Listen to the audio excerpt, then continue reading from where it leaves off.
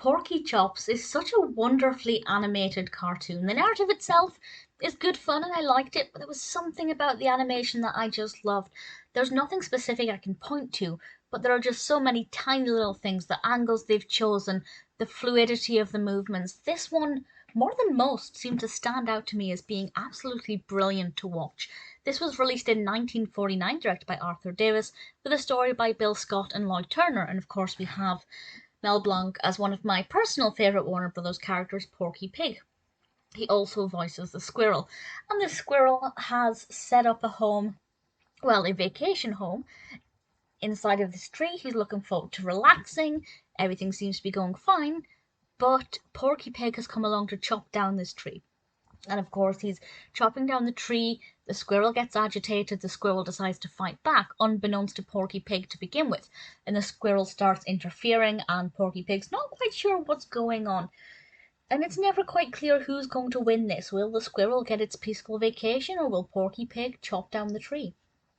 Needless to say, I'm not going to explain what happens, but I did enjoy it. The narrative was interesting enough. I wasn't sure which direction it was going to take, and that meant it was quite fresh and interesting, and it certainly held my attention.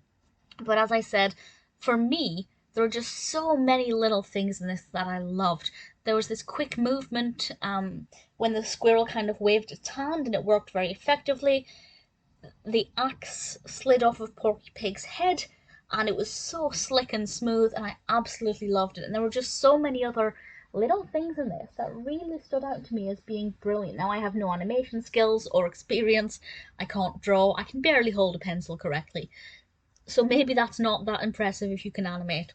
I don't know. But to me, I thought it was pretty brilliant. And I'm not saying the other cartoons aren't as good, but there were just quite a few little things that worked very well.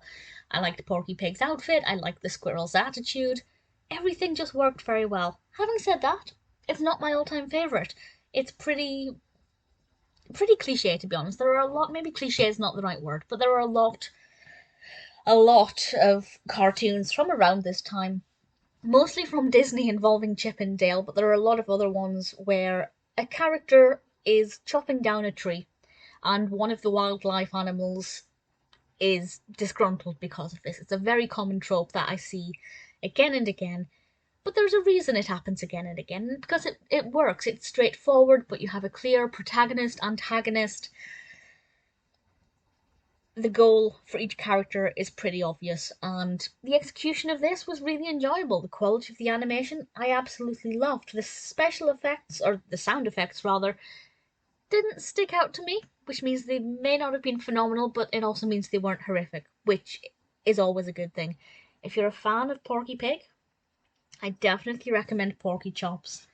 It's certainly one that I really thoroughly enjoyed.